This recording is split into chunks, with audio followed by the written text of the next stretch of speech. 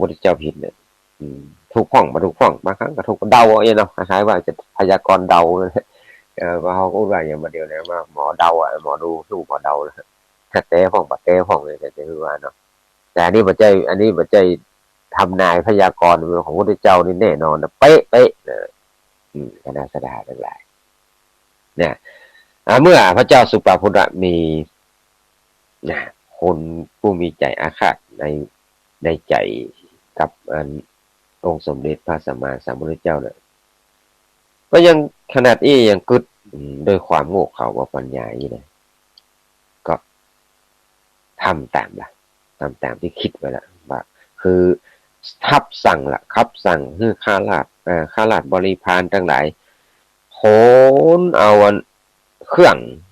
ของจำเป็นเนาะขึ้นไปอยู่ปราสาทชั้น7 ปุ่นน่ะเป็นที่สูงสุดปุ่นละปราสาท7 ชั้นเนาะอยู่ชั้น7 ปุ่นละมันลงมาละซึ่งมันลงมานะกลัวมันคือมันถูกความจริงกับมันคือพระเจ้าทำนายถูกมันเถอะพระเจ้าพุทธเจ้าพยากรณ์ถูกมันเถอะเอาล่ะพอขึ้นอยู่ชั้น7แล้วบ่ขอคนขั้วคนของแล้วก็คัดทหารล่ะที่คนที่ร่างกายที่ร่างกายใหญ่สูงใหญ่เนี่ยที่มันเป็นกล้ามเป็นมัดแบบนี้ใหญ่หลายคนเนี่ยพัดเปลี่ยนเวียนกันเฝ้าประตูแหละทุกๆชั้นเลยเนอะประตูละ2 คนนี่หรอแล้วก็ประชุมมัน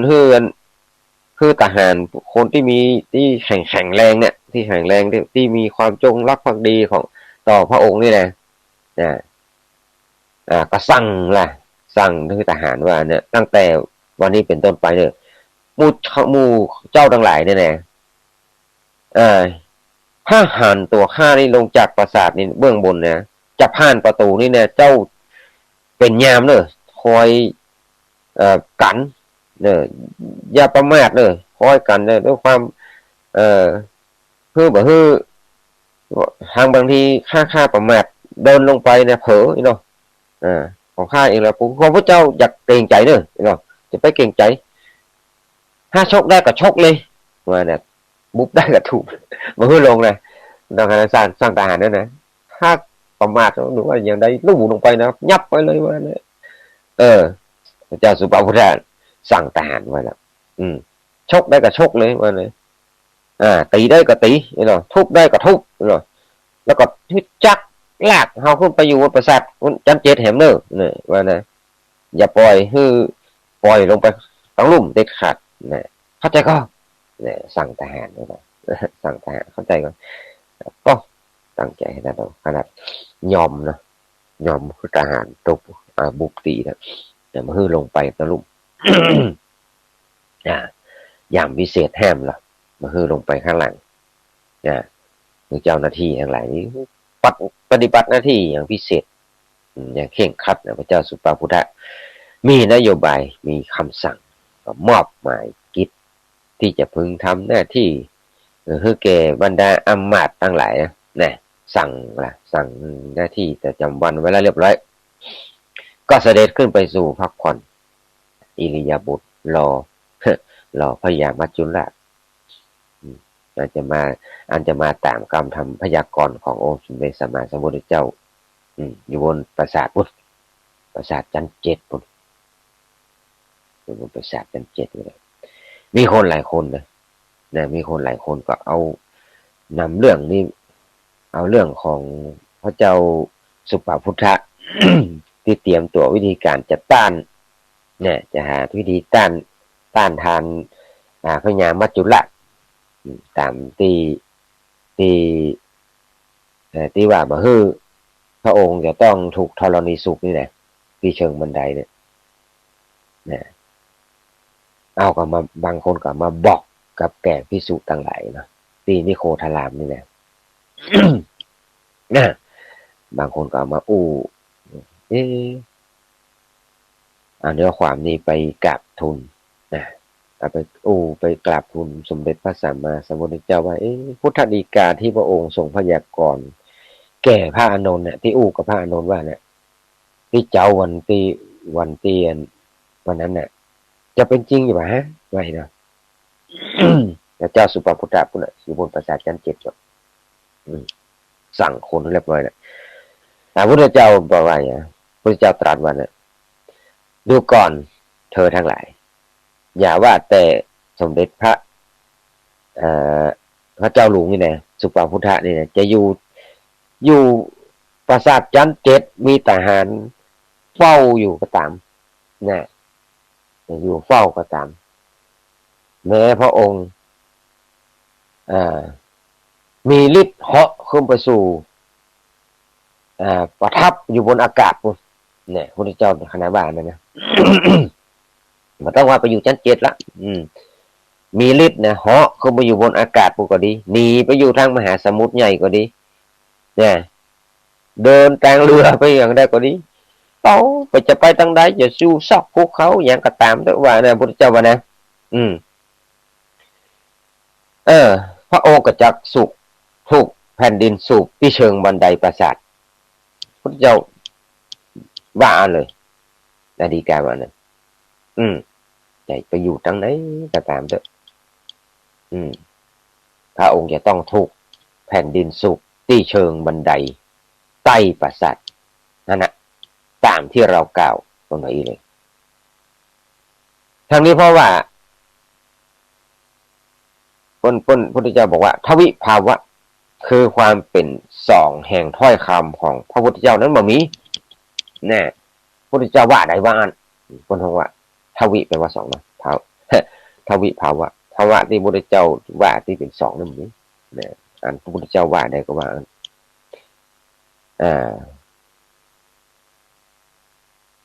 แม้พระพุทธเจ้าองค์อื่น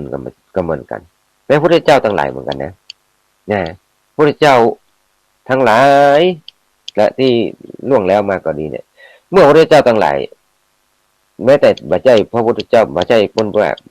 แม้บัจจัยเราสัตตถาคตพระพุทธเจ้าองค์อื่นก็ตามตัดแล้วเนี่ยต้องเป็นจริงตามนั้นเนี่ยคนไว้นะหันเนาะคนหันเนาะเนี่ยพอถึงวันที่7ล่ะนะพอถึงวันที่7แล้วบอเป็นวันที่จะประสูติที่จะวันที่พิสูจน์เนาะพิสูจน์ที่ตามพระพุทธเจ้าทำนายไว้นะจักนี่จะมีเหตุการณ์จะได้พอในวันเจ้าวันที่7นั่นแหละในเจ้าวันนั้นพระเจ้าสุปพุทธะมีอาการกระสับกระส่ายแล้วกันนะตลอดคืนต้องหอนหยกแล้วกันนี่เมื่อเห็นว่าว่ามีอย่างเหตุการณ์อย่างขึ้นนะบอเนี่ยเช้ามืดเนี่ยพอถึงวันที่7อยู่นะยังมาพ้นด้วยนะเดี๋ยวพ้นนะกระสับกระส่ายเดี๋ยวคืนนั้นนอนไม่หลับเลยจะเกิดอย่างเกิดขึ้นยังไงนะกำอู้แข่งของสมเด็จพระสัมมาสัมพุทธเจ้าเป็นมันแล้วก็ไอ้หรอว่านะแบบปรากฏตามจริงเนี่ยเป็นแน่แท้ไอ้หรอแต่ก็ยังมาฟังใจด้วยนะคืออำมัดคนสนิทมาบังคมคือยามถามอย่างมาอย่างก็บังคับยามกันนะบังคับกันเลยอย่างแข่งกันเลยวันนี้นะนี่เนาะต้องเตรียมพร้อมแล้ววันที่7แล้วเนาะใกล้จะพ้นเลิกพ้นยามหลายที่พระเจ้าทำนายแล้วหรอคนอย่าประมาทเลยนะกำชับมาละสั่งคนกำชับมาการเวลาคอยเกินมาพอได้เวลาตรงที่พระเจ้าสุปพุทธะเนี่ยปิดกั้นหนทางแล้วเนาะที่ปิดกั้นหนทางกันของพระพุทธเจ้าที่จะไปบิณฑบาตเนี่ยใน7 วันก่อนนั่นแหละโอ้เหตุการณ์ก็เกิดขึ้นม้าตัวโปรดของพระเจ้าสุปพุทธะซึ่งเป็นอยู่ที่ลงใกล้อยู่ที่ใกล้เชิงบันไดเนี่ยบันไดปราสาทนั่นแหละเชิงบันไดปราสาทก็เกิดอากาศคึกขนองเตะทีบลงโฮงม้าเนี่ยโฮงมันเตะทีบกงมันม้าของพระเจ้าสุปพุทธะเนี่ยม้าตัวโปรดมันอำมาตย์บอกเสียงอย่างนี้เนี่ยเมื่อก็เลยมาเฝ้ากับพระเจ้าสุปพุทธะ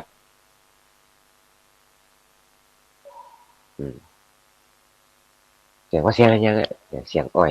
ผมได้หลับหรอพระเจ้าสุภาพุทธานะถามว่าม้าต้นเนี่ยม้าของอันของพระองค์พระเจ้าค่ะว่าเราเกิดคึกขนองขึ้นมาโดยบ่รู้สาเหตุบ่รู้ว่าเป็นจะไดเนี่ยพระเจ้าค่ะนะอามาตย์ก็เลยทูลบอกพระเจ้าสุภาพุทธาเสียงดังขึ้นมาติดๆม้าก็ว่าม้าตัวนั้นนะมันจะกลายเป็นม้าบ้ามีแล้วว่านั่นแหละว่าเป็นเพราะว่าคนทั้งหลายก็รู้ว่าเป็นม้าที่ตัวม้าตัวนี้เป็นม้าตัวโปรดเนาะคนทั้งว่าม้าตัวโปรดพยศเนี่ยขึ้นมามีภัยละที่จะบังคับได้นอกจากพระเจ้าสุภาพุทธาจารย์ถึงจะปราบได้เนี่ยคนอื่นปราบได้เลยนะพอเหตุนี้คนอื่นทางใดก็จ้างเลยโอ้ไปแห้มไปอย่างนั้นมันก็บาอาการบาสงบเนาะมาคายพยศมาเด้อเฮ้ยอยู่ฮะนะเฮ้ยหงอยู่นะเสียงสนั่นวันไว้มาอยู่พระเจ้าสุภาพุทธะเนี่ยคนที่ต้องทำนายเนี่ย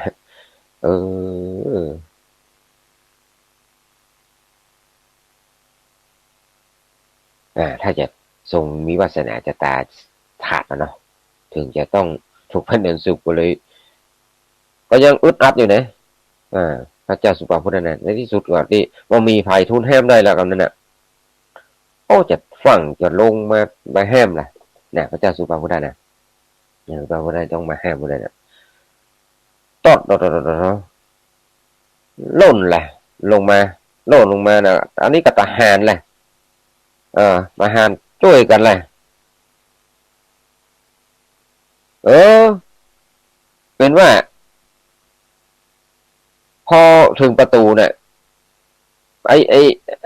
ไอคนที่เปิดประตูที่ปิดนั้นเป็นประตูเปิดโดยเองเปิดเองโดยที่ทหารไม่ได้ไปเปิดหรือว่าผ่านไม่ได้เปิดนะมันเปิดเองทหารที่ใหญ่ๆที่ว่าตั้งเป็นก็บังเอิญน่ะลืมว่ะเนี่ยทำให้ทหารที่ไอที่เฝ้าประตูนะถึง7 ชั้นนั่นนะลืมหมดว่ะน่ะลืมกรรมของพระเจ้าสุภาพุทธะเลยเนี่ยทหารทุกคนเลยทั้งแต่ที่ชั้นถึงชั้น 7นี่นะโอ้ก็หันชอบที่พระเจ้าอยู่หัวเสด็จลงว่ะเป็นว่าลืมกรรมที่พระเจ้าสุภาพุทธสั่งไปหมดเนี่ยลืมหมดเลยอันนั้นสั่งนะพอตีนของพระเจ้าสุภาพุทธะเนี่ยนะลงที่สุดบันไดนะพอสุดบันไดนี่ธรณีสุขเลยนะแยกออกเป็น2เลยแยกออกมานะสุขเอากษัตริย์พระเจ้าสุภาพุทธะที่เป็นเนี่ยก็อันนี้ก็สุขลงไปแล้วก็มีนะเป็นถึงว่าพระเจ้าสุภาพุทธะแห่งกรุงเทวาทนานครที่สิ้นพระชนชีพไปละอันเนี้ยด้วยการเนี่ยเพราะว่าสิ้นชีพนะ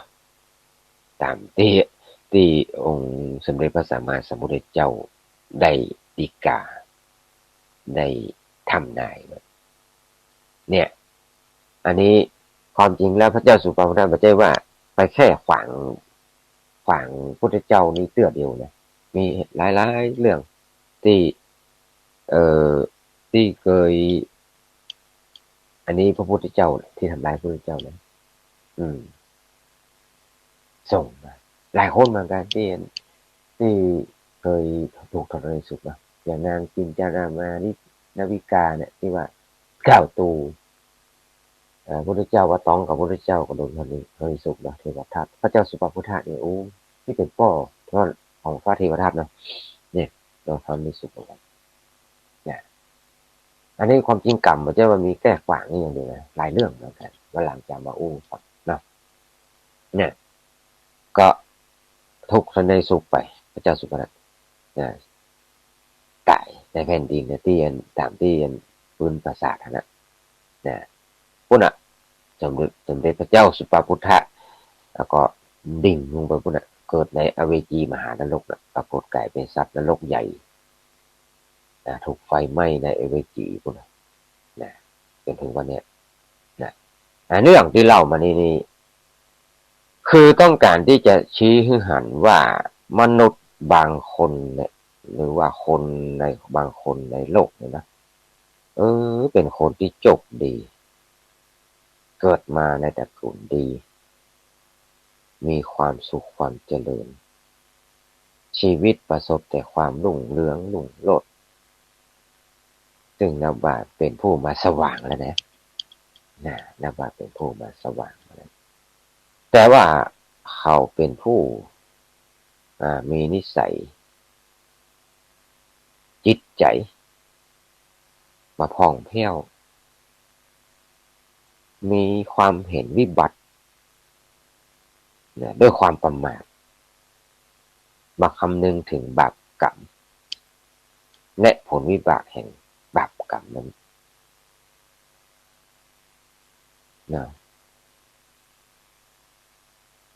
มาสนใจ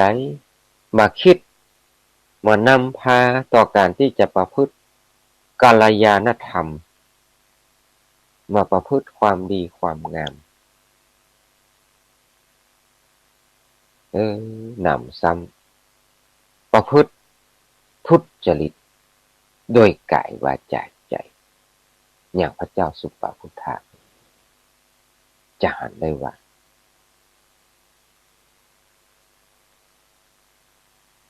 เมื่อถึงคราวสิ้นชีวิต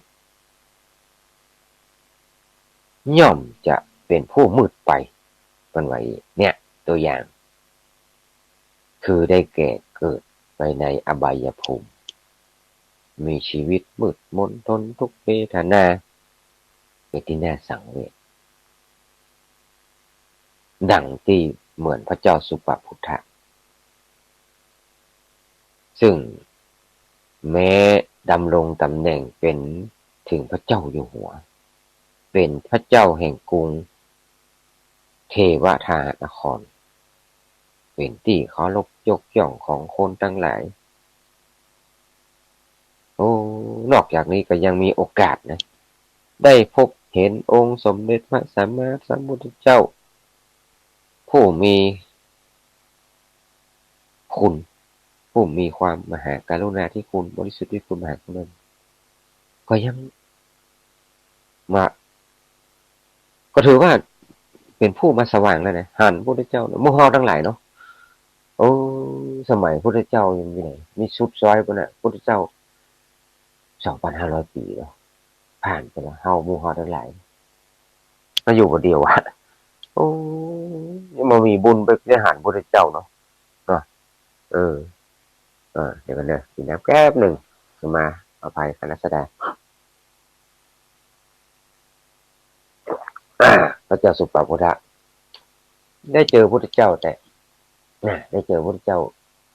ได้เจอพุทธศาสนาได้พบปะพระพุทธเจ้าเป็นกษัตริย์ตัวเนาะเป็นกษัตริย์ตัวเป็นถึงเป็นกษัตริย์แล้วเนี่ยแต่ว่าประพฤติผิดทุจริตด้วยกายวาจาใจ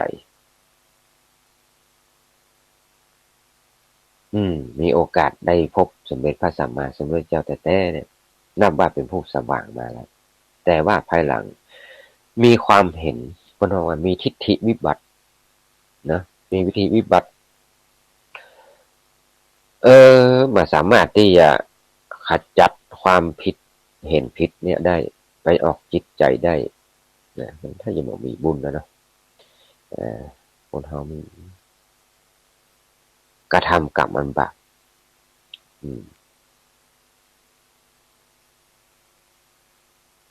กรรมก็เลยซัดเข้าไปแหละก็ไปเกิดในเป็นสัตว์นรกหมดละกลายเป็นผู้มาเป็นผู้ไปอย่างมืดมาด้วยนะมาสว่างแต่นี่มาสว่างแต่มืดไปเนี่ยความจริงประวัติของพระเจ้าสุปาพุทธที่ว่านี่เนี่ยเอามาเป็นตัวอย่างว่า เป็นอันตัวอย่างที่ว่าเป็นคนที่สว่างมาแต่ว่าเป็นคนที่มืดไปอย่างเงี้ยนสถานอะไรกี่นาทีแล้วเนี่ยมี42นาทีอ๋อแต่ว่าเนาะเอาละอันเนี้ยผู้สว่างมาแต่ว่ามืดไปอ่ะอันนี้ลองอู้ลองยาวไปแล้วนะเดี๋ยวอู้ทู่สว่างมาอันสุดไม่สุดแล้วสว่างมาแล้วสว่างไปสว่างมาสว่างไปโชติปรายานนท์พูดถึงโชติอันที่4เพศ4ละเนี่ยเอาละเอาแบบนี้ย่อนะเอาอู้มันคือมันตันคือมันตันเดียวกันบางคนบางคนเนี่ยเป็นผู้สว่างมาแล้วก็สว่างไปเป็นจะได้แน่พระเจ้าตรัสกับพระเจ้าประสิทธิพุทธเจ้าบุคคลบางคนบางคนในโลกเนี่ยมนุษย์บางคนในโลกเนี่ยเป็นผู้ปฏิบัติเป็นผู้อุบัติเกิดมาในกุลสูงเกิดมาแต่ตระกูลกษัตริย์ก็ดีตระกูลสมณพราหมณ์สักข่วยก็ดีกรรมหัวบรรณาวาแล้วนะตระกูลข้าบดีมีคนมั่งคั่งมีทรัพย์สินอันนักมีโภคสมบัติเป็นอันนักมีเงินมีทองล้นเหลือมีของเครื่องใจล้นเหลือเลอะบาเตอมีทรัพย์สินสลิงหันก็นักและตัวเขาเองก็เป็นคนรูปร่างสวยงามผิวพรรณก็ดีพ่อก็น่าดูน่าชมนะผิวงานอำผ่องใสเวลาหาข้าวหาน้ำผ้าก็ดียอดยันก็ดีรถก็ดีอะไรยังก็มีหมดที่อยู่อาศัยก็ดีอะไรยังก็ดีเนี่ยมีพร้อมหมดไปเถอะคนเฮาทุกคนแล้วก็ข่าวผู้นั้นประพฤติสุจริตอยู่เนี่ยประพฤติดีประพฤติสุจริตด้วยกายวาจาและใจเมื่อคนประเภทเนี้ยคนของเราอย่างเงี้ยคันเขาประพฤติสุจริตด้วยกายวาจาใจแล้วเมื่อตายไปย่อมเข้าสู่สุคติสวรรค์เป็นไว้อีกเนี่ยไปสู่สุคติสวรรค์อีกเนี่ยคุณไหวแล้วพระเจ้าคุณไหวแล้วเนาะคนหาพระเจ้าว่าพระเจ้าตรัสกับอันพระเจ้าประสิทธิ์ว่าโอ้มหาปหิตบางบุคคลบางคนเนี่ยแม้ว่าถึงหากว่าจะเป็นคนมั่งมีเป็นคนแต่เขามีศรัทธาโดยเนาะเป็นคนดีโดยมีศรัทธาโดยมีความตนีที่เหนียวเป็นคนมีความคิดมีความดำริอันประเสริฐมีน้ำใจมีใจที่แบบฟุ้งซ่านย่อมหือตานลุกลับสมณะพนคำว่าย่อมลุกลับสมณะมีกิริยาเรียบร้อยอย่างเนี้ยมาห้ามคนอื่นทำความดีมาห้ามคนอื่นที่กำลังฮือของโภชนาอาหารคนอื่นก็มาห้ามบนอย่างเงี้ยท่านทั้งหลายอันนี้แบบย่อเลยจะเห็นว่าบรรดามนุษย์ทั้งหลายเนี่ยที่ปรากฏอยู่ในโลกเฮาเนี่ยบางท่านบางคนเป็นผู้ชื่อว่ามาสว่างคือว่าเกิดในตระกูลก็ดีเกิดในตระกูลอันสูงส่งมีฐานะมั่นคงมีความเป็นอยู่อย่างสุขสบายไม่ต้องไปเลือดร้อนอย่างนั้นมีกินมีใจอย่างอุดมสมบูรณ์มีชีวิตอยู่ในชาติปัจจุบันเนาะรุ่งเรืองไปเลยแล้วก็ยังเป็นคนที่มีปัญญาเป็นสัมมาทิฏฐิมีความเห็นชอบมันประกอบแต่คุณงามความดีหลีกหนีจากความชั่วหลีกหนีจากความเสื่อมมีฮิริคือความละอายต่อบาปมีโอตตัปปะและเก่งกลัวต่อบาปเก่งกลัวต่อบาปประพฤติผิดศีลธรรมพยายามทำกุศลอยู่เสมอเมื่อสิ้นชีวิตไปแล้วคนอย่างเงี้ย มีชีวิตสว่างรุ่งมาก็สว่างรุ่งเรืองรุ่งโรจน์ไพโรจน์ไพบุญไปก็เกิดในที่สถานที่สว่างรุ่งเรืองเหมือนกันมันคือจะไปก็ดียิ่งขึ้นไปว่าอันเนาะเนี่ยดีจะไปก็ไปดีมาก็มาดีไปก็ไปดีเนี่ยเราจะว่าอย่างเงี้ยอืมเวลาตายไปก็ไปเกิดในสุคติสวรรค์นะเสวยพวกนั้นสุขสวรรค์ในโลกทิพย์ในสวรรค์นะ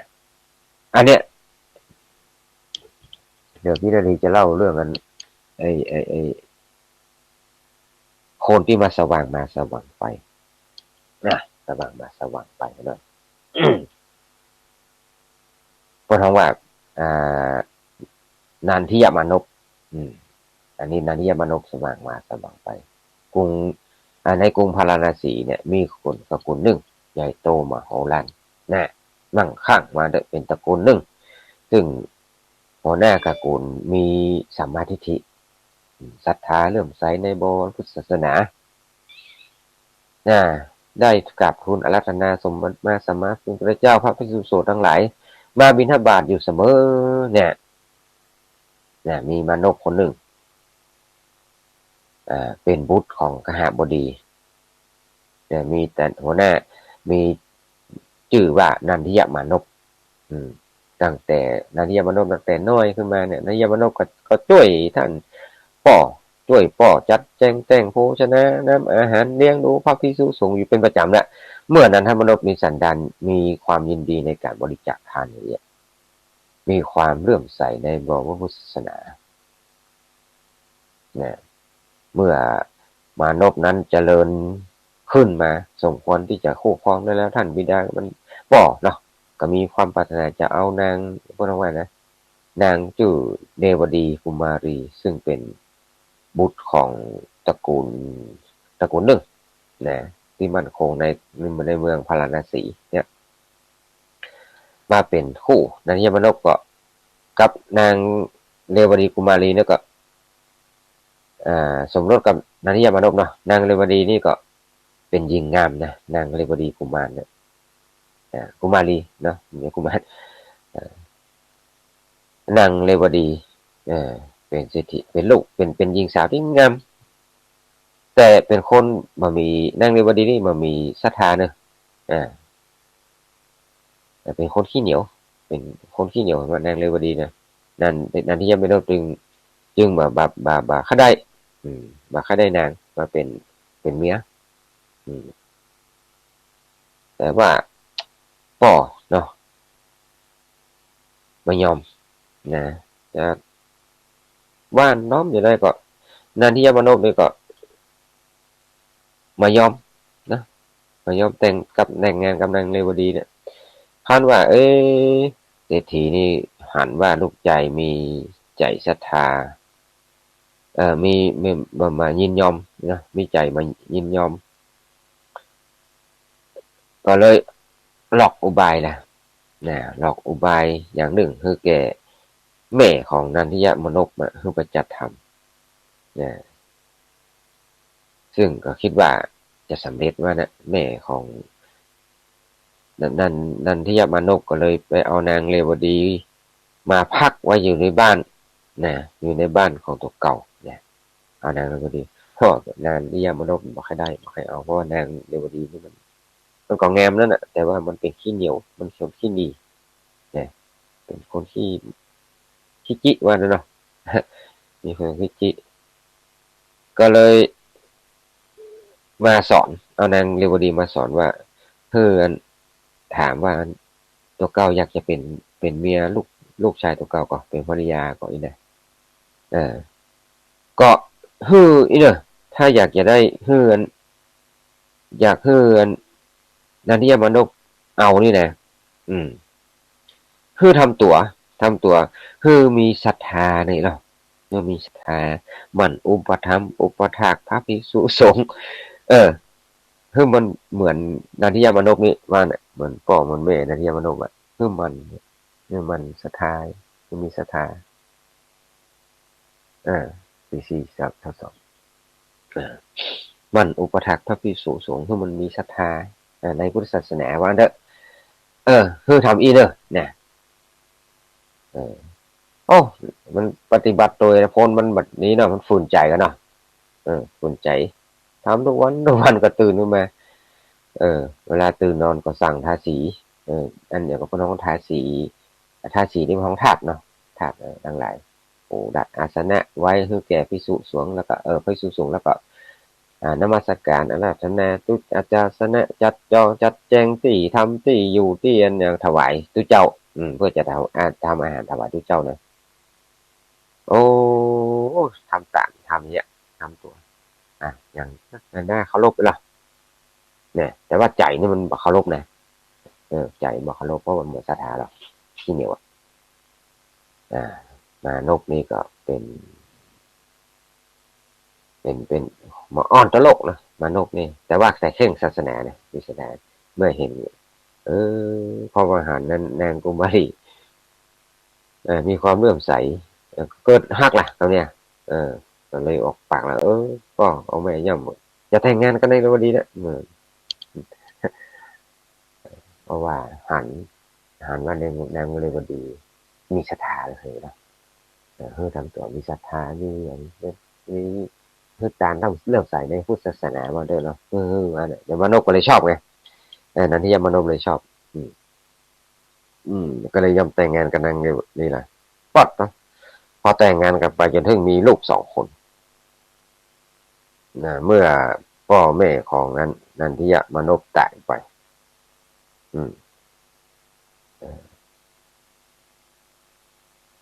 เมื่อทำกิจเมื่อเผาศพอย่างเรียบร้อยเนาะนันทิยมานพก็มอบหมายความเป็นใหญ่ให้นางเรวดีล่ะเมื่อคนมีหน้าที่เป็นใหญ่ในทำการหน้าที่บำเพ็ญตานอย่างเดียวเนี่ยจิตอื่นเนี่ยมันต้องไปเกี่ยวข้องแล้วบ้านเรือนอย่างอื่นมันต้องไปอย่างมอบหมายให้หมดในบ้านในเรือนนะความเป็นใหญ่สุดแต่นางเรวดีจะบัญชาแล้วเนี่ยมอบหมายนั่นที่ยมนุษย์ก็ตั้งสิ่งของตั้งสิ่งของไว้สำหรับถวายพระสงฆ์ถวายสงฆ์เป็นที่อันทำเป็นอย่างนะอันนี้สำหรับถวายพระสงฆ์อันนี้ถวายอันคนทุกข์คนยากนี่นะแล้วก็ที่เฮือนของนันทิยมานพเนี่ยกู้ประตูละมีของที่จะต้องถวายของพระสงฆ์ถวายญาติโยมจะแจกคนอื่นตัวนี้นะเพราะว่าจะแจกมานันทิยมานพนี่จะแจกของด้วยมือตัวเก่าเป็นประจำเลยทำไปก็ยิ่งมีศรัทธาแล้วก็วันหนึ่งเนี่ยเขาได้สร้างบรมศาลาจุตรมุกเนาะจตุรมุกประกอบด้วยไป4 ห้องด้วยกันนะที่ป่าอิสิปตนมฤคทายวันเนี่ยเสร็จแล้วก็อุปกรณ์เอาอุปกรณ์อะไรที่ต่างเนี่ยไว้ให้เรียบร้อยเนี่ยพร้อมจะฉลองทำการฉลองก็ราธนาพระสงฆ์มีพระพุทธเจ้าเป็นประธานได้มารับอาหารบิณฑบาตเพื่อจะถวายศาลาไว้ในบวรพุทธศาสนาก็กวดน้ำเรียบร้อยกวดน้ำมอบศาลาเนาะมอบศาลาก็คือพุทธศาสนาว่านะในขณะนั้นวิมานทิพย์อันงามวิจิตรเนี่ยประกอบไปด้วยเกี้ยว7 ประการประมาณสูงได้12 โยชน์12 โยชนะมีวิมานงดงามบังเกิดขึ้นเลยบังเกิดขึ้นในจันดาวดึงส์หมดเลยขณะยังมาตายได้ไหมพอถวายศาลาเนี่ยศาลาจตุรมุขพระพุทธเจ้าอริยมนุษย์บังเกิดขึ้นเลยเนี่ยเป็นหน้าอัศจรรย์มันเขาก็ศาลาอย่างว่าศาลาสูง12 โยชน์ แล้วก็เมื่อนันทิยะมานันทิยะมานพเนี่ยอุบาสกเนี่ยหลั่งน้ำหยาดแล้วบอกถวายศาลาแล้วก็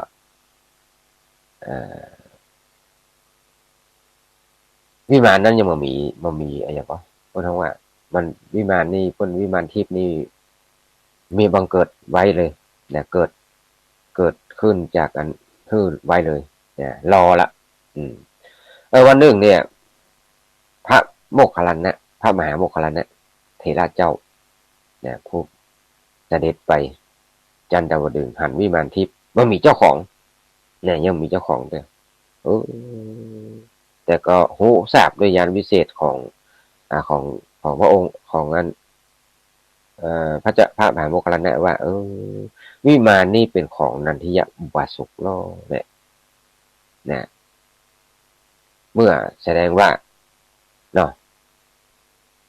อันเนี้ยเราย่อเนี่ยกี่โมงอย่างนั้น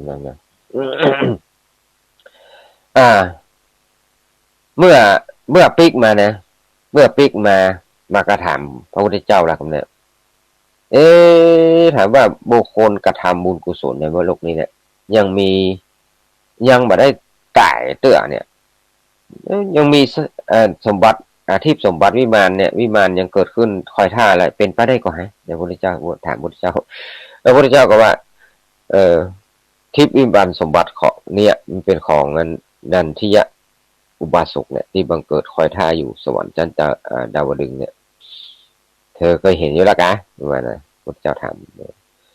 เห็นก็เนี่ยเป็นต้องมาถามเราอย่างเนี่ยท่านก็ไปหันมาแล้วเนาะท่านมหาโมคคัลลานะไปหันมาแล้วมาถามตถาคตอย่างไรพระโมคคัลลานะไปถามพระพุทธเจ้าว่าวิมานหันมาละก็เลยตัดกับมันพระโมคคัลลานะว่าญาติมิตรและเปื่อนตั้งหลายเนี่ย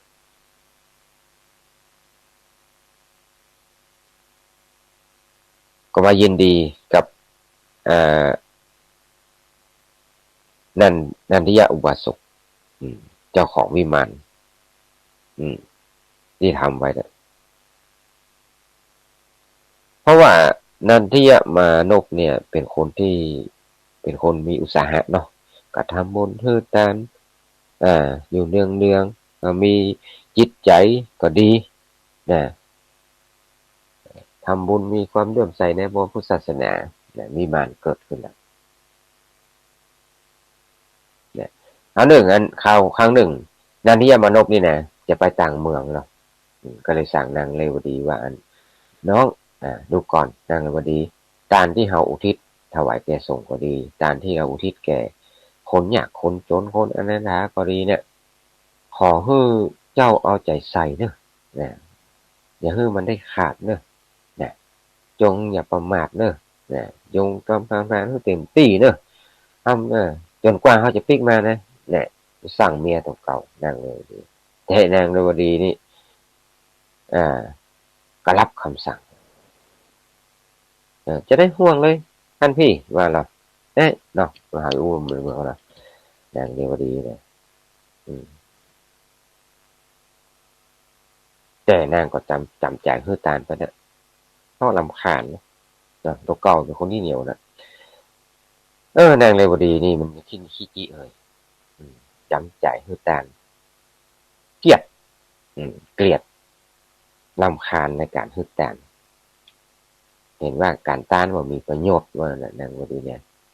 มีแต่จะสิ้นเปลือง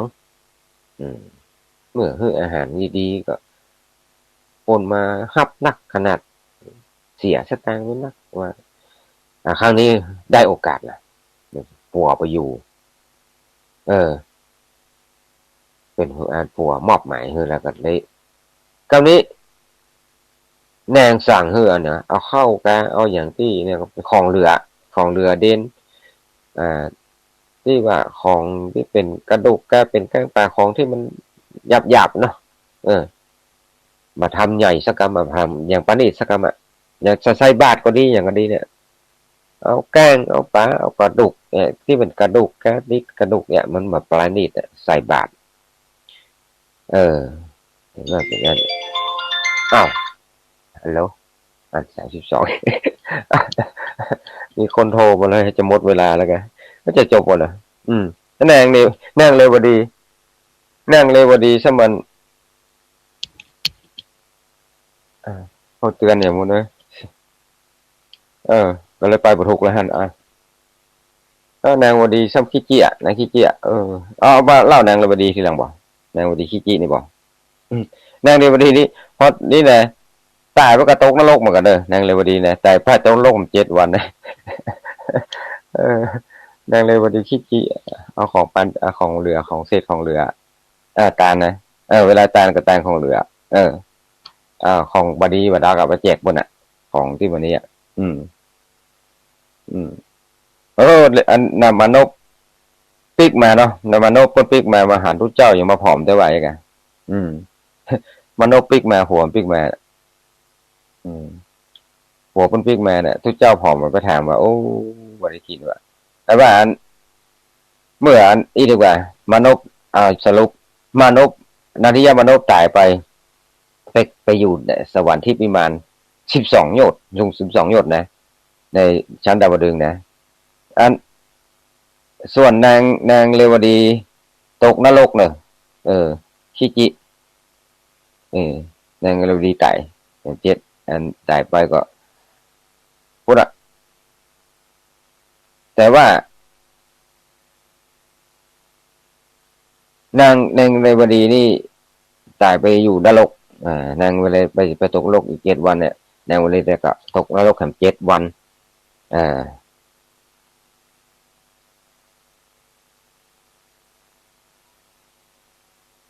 แล้วไปเกิดเป็นว่าไปเป็นยักษ์อย่างเราว่ามันจะยาวแต่เล่านางเวดีเนี่ยเราเจ้าอันเป็นผีเป็นยักษ์เป็นเพศพวกนั้นอันกำเนาะเอาละนางเวดีขี้นี่ขี้เหนียวผัวไปอยู่สวรรค์นี่กันเมียไปอยู่นรกเมียขี้เหนียวทำด้วยใจความทำแต่เนี่ยมันทำด้วยใจที่ศรัทธาเนาะศรัทธาเนาะเอาละขณะนี้เวลาตี 4:36 นาทีก็คือฝ่ายโทรมาหมดเลยกระลิงเบอร์แรกในฝ่ายนั่นเลยแม่แดงอัมพรตอนนี้มาแล้วแม่ทองคำที่วงคำนี่เพิ่นมีหลายเนี่ยวันก่อนคณะสถาไอ้โทรศัพท์นี่มันจะบันทึกมันจะบันทึกเบอร์ไว้เนาะมันจะบันทึกเบอร์บันทึกไว้ว่ามันเป็นเบอร์ขึ้นมาเนี่ยเรียงมา10 กว่าสายมันอาตมาภาพก็เลยจดจื่อว่าจื่อวันนี้ว่าจะบันทึกเนาะว่าจะบันทึกว่าบันทึกโยมว่าต่อไปเฮาโทรไลน์เนี่ยมันจะบ่เสี่ยงสตางค์เนาะถ้าโยมเอาฮับเป็นเพื่อนกันอะไรอีนะมันจะบ่เสี่ยงสตางค์เนาะมันจะเป็นโทรฟรีโทรไลน์นี่นะมันบ่เสี่ยงสตางค์มันเบอร์คนนั้นก็เข้าคนนี้ก็เข้าศูนย์แอนเป็นเบอร์ไผเป็นเบอร์ไผนู่นก็ว่าจะลบเป็นเบอร์ไปเบอร์ที่เฮาบ่ใช่เบอร์ญาติโยมนะเบอร์คนที่โทรมาเนาะก็ตู้ลุงสมาภาพก็บ่มีเวลาว่าจะไปกดลบเบอร์ที่เฮาบ่ต้องการเนาะเผลอไปลบทั้งหมดไปเหียหายแซบหมดตึงเบอร์โทรโยมตึงเบอร์ไถหมด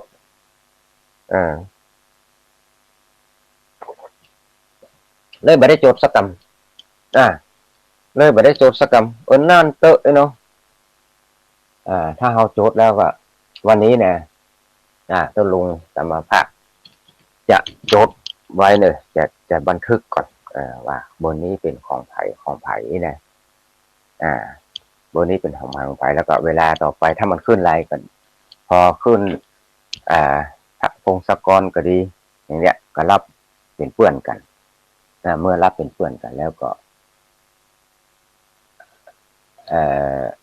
เวลาโทรในรายการโทรไลน์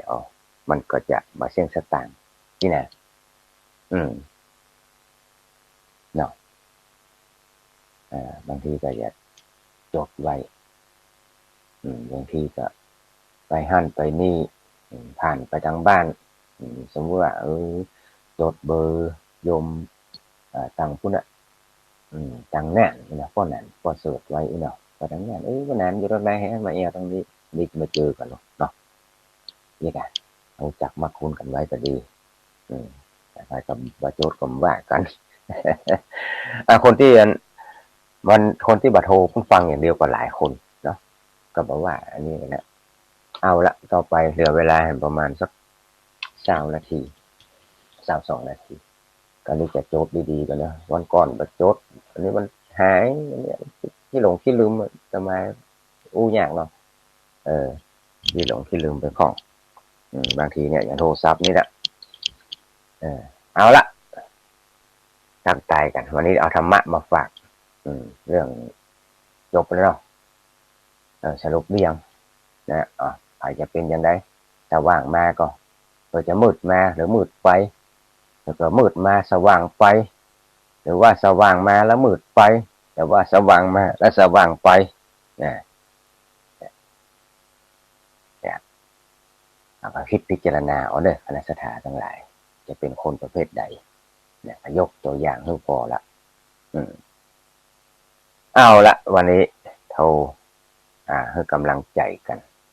ประมาณ20 นาทีจะได้ที่เบอร์มั้งแล้วแต่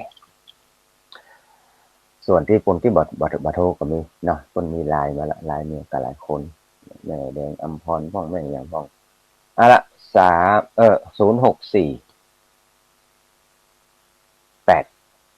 986 3355ลืมขนาดเบอร์ตัวก่อนมีที่ลืมเนี่ยอะไรก็ได้อะไร064 986 3355ใครจะเป็นสายแรกตะกี้ไผ่มะโทรมาแกล้งกี่สะดุ้งกำลังไปสะดุ้งเหมือนกันนะมาสายแรก6651เจริญพรนมัสการเจ้าตุลุงเชื้อนี่ใครเอ่ยฟังตั้งหมัดแม่จันสมมณีจักหลังการแม่สาวเจ้าโอ้แม่จันสมมณีจักเนาะเจ้าฟังตั้งก็ว่าปี3ปลายมาแล้วแม่เจ้าโอ้เจริญพรยินดีตัวเจ้าไอ้ค่ะมณีจักเนาะโอ้เจ้ามณีจักคนที่ไหนก็หลังการแม่สาวอำเภอแม่อายเจ้าก็โตให้พวกคนคือก็จะพวกนะพวกก็จะไปพุ่นอันมอนปีนแกมอนปีนเนาะมอนปีนนี่ไก่จะกันอยู่ไก่กันอยู่เนาะหลายกิโลอยู่แม่สมมณีจักหลังกัดแม่สาวแต่แล้วเสียชัดดีนะแม่เนาะวัดที่ลงเจ้าตุลุงเชื้อตีน้ำบ่อสวาวันนั้นกันเจ้าดีสาธุนี่ก็เนี่ยเจ้าถ้ามาตามเดือนวันที่13เนื้อเจ้านิมนต์มาไปกะเนาะเจริญพรเจริญพรตะกี้เบอร์ไผเนี่ยโทรมาใหม่เบอร์อะไรอย่างตะกี้6นี่มาแล้วปิ๊กมาแล้วเจริญพรสุเกียวสินละพรไม่สุเกียวแฟนคลับกาติเตียไว้พระกรรมตัวจุลุงนะจ้าเจริญพรดีสาธุเนอะแม่เนอะอายุมันขวัญยืนนี่นะเจนดีเนอะสาธุกราบไหว้จ่าเด้อสาธุจ้าเจริญพรต่อไปอันนี้อย่างเมื่อกี้เบอร์อย่างเนี้ย4ลงท้าย0482โทรมาใหม่แม่อัมพรแม่แดงอัมพรก็ฟังอยู่นะเจ้าแม่แดงอัมพรเนาะ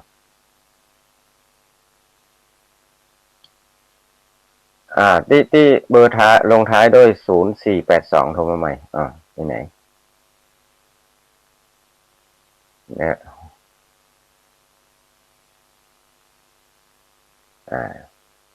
เอาละเนี่ยที่สายมาละที่แม่แดงอัมพรนี่อยู่วัน บ้านไอ้อย่างก็บ้านชื่อบ้านเพิ่งจัดงานอ่ะเขาเจ้าของผาพูดโมกขลานเนี่ยเนาะเลยไปด้วยโมกขลานไปหน่อยเนี่ยวัดพุทธนิมิตรพุทธนิมิตรเพิ่งกับในลายมาแล้วก็แม่ทองคำที่วงคำแล้วก็แม่เรือนมูลแม่ครูกิมศรีนี่เป็นลายมาตลอดนี่ลายกัน0482นี่มาละเจริญปอนเดี๋ยวไม่ได้ลืมเปิดเสียง0482นี่ของไผ่ฮะแม่สำรานเจ้าไม่สำรานเนาะไม่สำรานอยู่ไหนเอ่ยได้ฟังทุกองค์ทุกตนนะเจ้าดีละแม่สาธุอยู่บ้านนอนนะเจ้าไม่สำรานอยู่บ้านไหนก่อนบ้านไม่ออนกลางเจ้าไม่ออนเนาะไม่ออนเนาะฟังทุกวันออนแกะวันนี้มาทำบุญที่อุดรเจ้าก็ได้ฟังมาก่อนเจ้าเลยฟัง404เจ้ากะสาธุเนอะจ้าสาธุเจริญพรแม่แสมลานแม่ออนกลางเนาะสายต่อไปหมดเนอะวันก่อนนี่นะแม่ตามันแม่ทาแม่เพนตาจ้างของแม่นวลพวกนี้นะเขาก็โจทย์วันนี้จัดดีว่าจะบันทึกไว้จะให้เป็นลายเฮ้ยเป็นว่าเนี่ยมือเนี่ยมันค่อยดีมันกำแล้วมันลบไปเลยมันลบไปเลยลบไปเหี้ยไม่ได้โจทย์สักกำสมมาอภัยตัวแม่สุก้าศิลาพรนี่อันนี้แม่สำรานแม่ออนเนาะสายต่อไปมาตักมาตายกันเนาะในช่วงเจ้า ก็ตอนแรกว่าจะ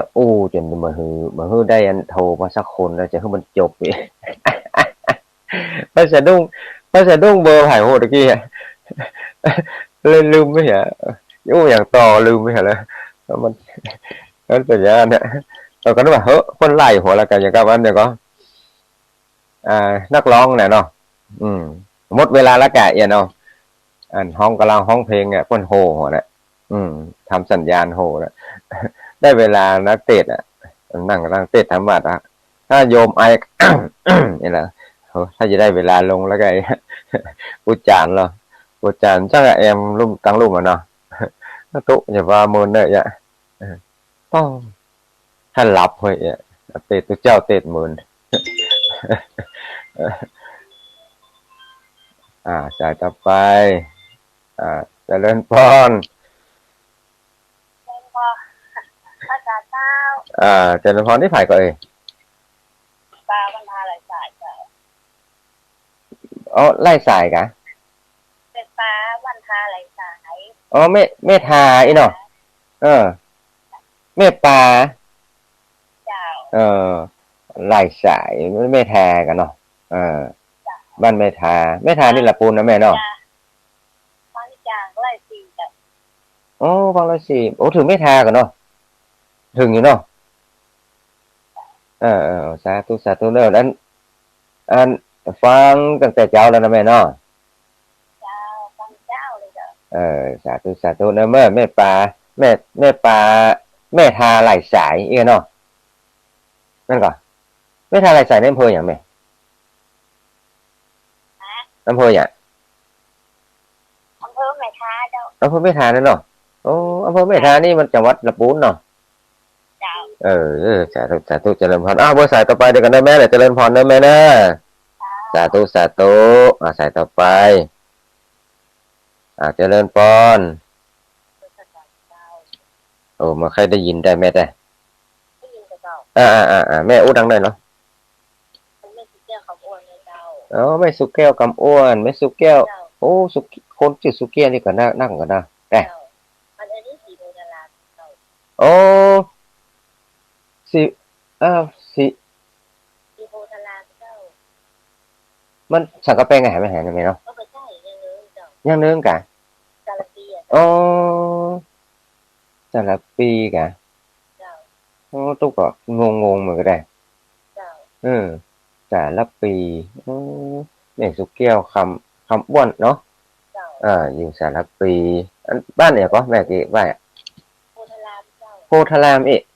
สีโพธาราม โอ้สีโพธารามโอ้เฮาก็มาได้ยินอันบ้านที่เฮาบ่เคยได้ยินได้ฟังอะเนาะมันเพื่อเฮา อันนี้การละปีจังไง โอ้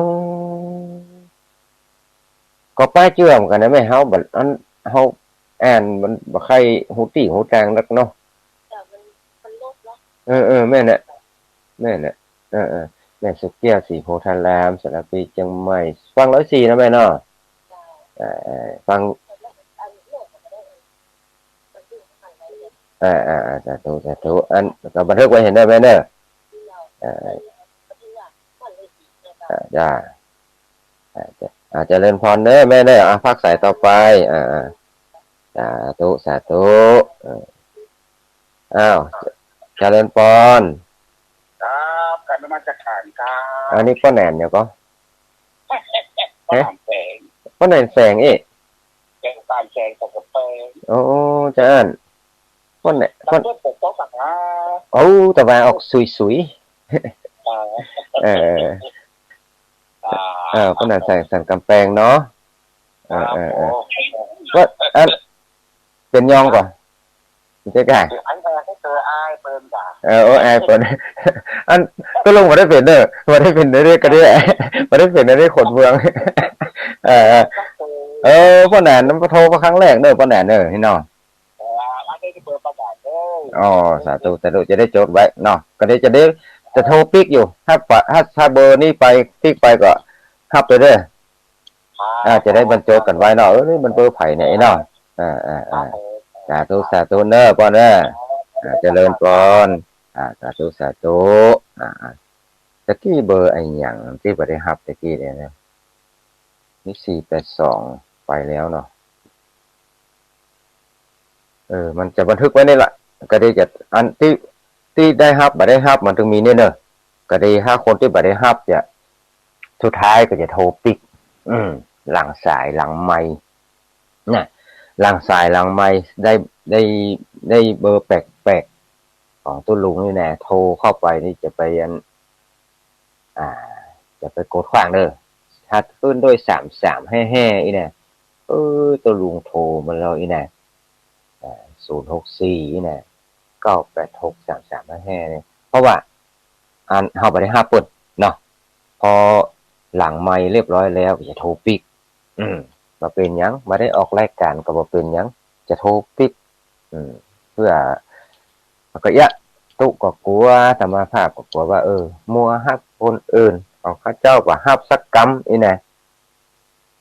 ของผมมาฮับสักกำเนี่ยมันก็จะเป็นเนาะ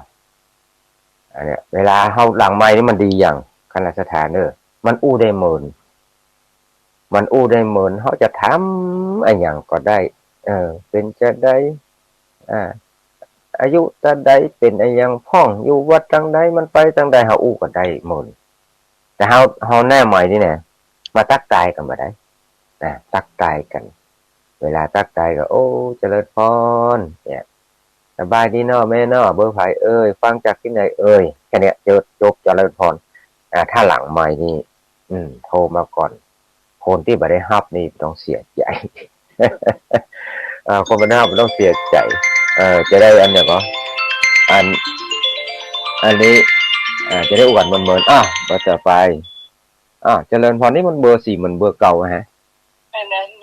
นเห็นพื้นที่สักอย่างไว้จ่าเจ้าตุลุง อันอู้จ้าเดียวกับแม่ก็ไม่เพนช่วยชีวิตกระจางเด้อชื่อสกุลอย่างก็ช่วยชีวิตอีกใช่กะช่วยชีวิตทุยการที่การเจ้าจุ้ยชีวิตอีกคนสู้ชีวิตสู้ชีวิตคนสู้ชีวิตถ้าต้องลงก็โหบัดนี้โหตึงก็เลยถ้าตาจางเนาะตาจางนี่กำลังจ่ายที่ลุงเด้อจ้างเอามาเวียงของเราเวียงของเราใกล้ๆกันนี่เนาะ สาธุเรียนของลองสาธุเจริญพรต่อไปไม่ได้ฮะเราไปละคนนั้นก็ได้รับภายใน7749ที่ภายในฮะใช่กะมันก็ไม่ได้รับสายเอามาใหม่7749มันไม่ได้เป็นผู้ชำนาญการพิเศษในกับห้องใดโทรคนนั้นบัดได้รับพอดีบัดได้รับ7747ได้ฮั่นสายที่ไม่ได้รับอีแหละก็เดี๋ยวถ้าโมดรายการแล้วก็จะโทรปิกกันเนาะต้องเสียใจนะลงท้ายโดย9022เจริญพรเจ้าว่าจะตะลุงนี่ไข่เนี่ยตู้ลุงจำมาได้ที่ไหนจืดเสียงที่ไหนเนอะต้องบอกก่อนเนอะแม่สุภาพเจ้าแม่นี่ว่าเจ้ที่แม่สุภาพที่ไปตู้ไปหาตะวันใช่ไหมนั่นพ่อสุภาพตอนมันคนละคนนั่นพ่อใจแล้วอันนี้แม่เหรอตอนงงแม่สุภาพเป็นไหนอยู่เสร็จทรงตุ้งปีกันเจ้าตุ้งปีเนาะตุ้งปีสัมปตองถ้าใกล้ๆในหูจักกับแม่ถ้าไก่แต่เขาก็บอกเฮาตี้เหมือนนั้นมันอยู่ทางใดแฮ่เนาะชัดเจนเลยนะแม่เนาะอยู่ฟัง104แม่หรือว่าบ้านทุ่งเรดิโออัน104เนี่ยเจ้าแม่สุทัศน์ไม่วางก็หลายคนหมดเลยแม่อย่างปะแม่เรือนมูลด้วยนะเจ้ามันไม่เรือนมูลก็อยู่ดอนปีเนาะแม่แม่ละเคยไปสายบุญด้วยกันเนี่ยเจ้าสาธุนะแม่เนอะยินดีนักที่มาทุกกันแม่สุทัศน์สาธุเจริญพรสาธุเมื่อกี้ไปนะครับผ่ายมนเนอร์094นี่มันก็ของมันตรงท้ายที่094ก็ฮับประดมใจกันเป็นยังเนาะเดี๋ยวจะไล่โทปิกปกติเบอร์ไปได้รับนี่นะมันต้องมีเนอะแต่ว่าคุณที่เข้าตอนเข้าไงแล้วกันเนาะเราก็โทรหากันเนาะกำเป็นยังเดี๋ยวเวลา5 นาทีเด้อทำได้สักสาย2 สายนะแม่เนอะวันนี้นะทักทายกับตุลุงทักทายกันสถาขอสถาทั้งหลายคนที่ฟังธรรมแล้วเนี่ยจะมาตุว่าเนี่ย การฟังธรรมก็ได้ยินได้ฟังจากครูบาอาจารย์หลายตนคนนั้นไปเห็นอย่างคนนี้ไปเห็นอย่างมันได้อรรถรสหลายอย่างถูกพ้องบ่ถูกท่องเป็นปีพ้องเป็นแก่นพ้องเป็นสาระพ้องใบสาระพ้องอู้เล่นกันไปพ้องเอาที่มันแต่มันว่าที่เป็นแกนธรรมไปประพฤติปฏิบัติกันได้ยินโพธิ์องค์อันนั้นก็อู้คนนี้ก็อู้อย่างเดียวกันนะบางทีมันคนนี้อู้เรื่องเดียวกันคนอู้เรื่องเดียวกันแต่ฟังคนนี้เข้าใจฟังคนนี้อู้บ่เข้าใจก็มีมันเป็นอย่างนั้นเนาะ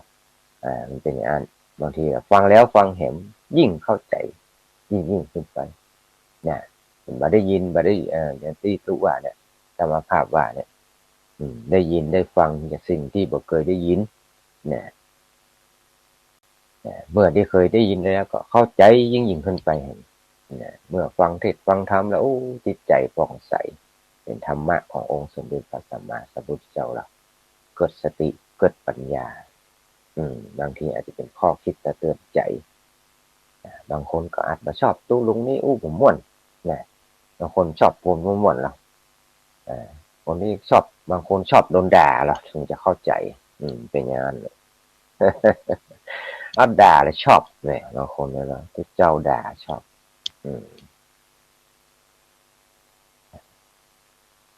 แล้วก็พระเจ้าม่วนนี่ก็ชอบเหมาะเป็นอย่างนั้นบางคนและจริตหรอเนาะมันเป็นที่จริตคนจริตคนเฮามันเหมือนกันบางคนก็ชอบอย่างบางคนก็ชอบไปอย่างเนี่ยนิ้วมือเฮานี่มันเท่ากันต้องเอาอย่างรักอย่างแหน่แล้วเอาอย่างคนเนาะบางคนเหมือนกันกูคนน่ะครูบาอาจารย์จะเหมือนกันกูคนก็เป็นไปบ่ได้ บางคนก็เล่นพ่องบางคนก็เอาธรรมะแต่ก็มาไก่มาเล่นเกินไปมานักเกินไปธรรมดาพอไปได้นี่แหละคณะสัตยาทั้งหลายเนาะฟังตั้งแต่ว่าคนอะจากอันว่างหมดตอนไหนฟังตอนนั้นว่างตอนไหนฟังตอนนั้นตอนเจ้านี่ส่วนใหญ่มันจะว่างเนาะแต่บางคนก็ค้านลุกเนี่ยมันเจ้าเดี๋ยวคนกำลังรับกำลังนอนนะตี 3 ตี 4นี่เนาะส่วนใหญ่ก็ฟังก่อนหัวนอนเนี่ยตอนหัวค่ำก็มีเนี่ยเมื่อวันก็ไปญาติการเนี่ยบางคนก็ดูกับลูกกับหลานเนี่ยเลี้ยงลูกเลี้ยงหลานให้ลูกเลี้ยงหลานให้ลูกเนี่ยคนเฒ่าฟังเปิดธรรมะไปตัวฟังพอลูกหลานตัวญาติการไปตัวเนี่ยแล้วแต่ช่วงเวลาเนาะแล้วแต่ช่วงเวลาที่เขาว่างเพราะนั้นว่ากาลีนะธรรมะสวรรณังกันฟังธรรมตามการตามเวลา กาลีนะธรรมะสวรรณังเนี่ยการฟังธรรมเอตัมมังคลมุตตมังเป็นมงคลอันสูงสุดเนอะอนัตถาการฟังเทศน์ฟังธรรมเนี่ยเป็นฟังธรรมะขององค์สมเด็จพระสัมมาสัมพุทธเจ้าเอาละตอนนี้ก็ค้างแหมประมาณ2 นาทีก็ขอตะกี้ก็มีพี่สายแม่สำรานแม่ออนแม่ปลาไหลสายแม่ทาแม่สุกเตี้ยวสีโพธารามสารปีเนาะป้าแหนแสงจังกำแพงแม่เพนก็เนี่ยตาจ้างเนาะตาจ้างเวียนหนองล่องแล้วก็แม่สุทัศน์ตุกปีหลายสายเหมือนกันคนที่ฟังอยู่ก็โทรมาก็มีเนาะก็หลายสายเหมือนกันอันนั้นก็สุดท้ายนี้ก็ขอเป็นคณะสัตยาทั้งหลายที่ก็ได้อู้กันก็ดีที่ก็ได้โทรมาก็ดีที่ฟังอยู่ก็ดีจงประสบแต่ความสุขความเจริญอายุมั่นขวัญยืนนะอายุ100 ขวบเข้าภาษาผู้คนอายุอย่าได้ใครอย่าได้เจ็บอย่าได้เป็นนะเจริญในธรรมขององค์สมเด็จพระสัมมาสัมพุทธเจ้าได้กำสู่วรพุทธศาสนาไปใจเนอะจัตตารโอธรรมาวัฏันติอายุวันโนสุขังพลัง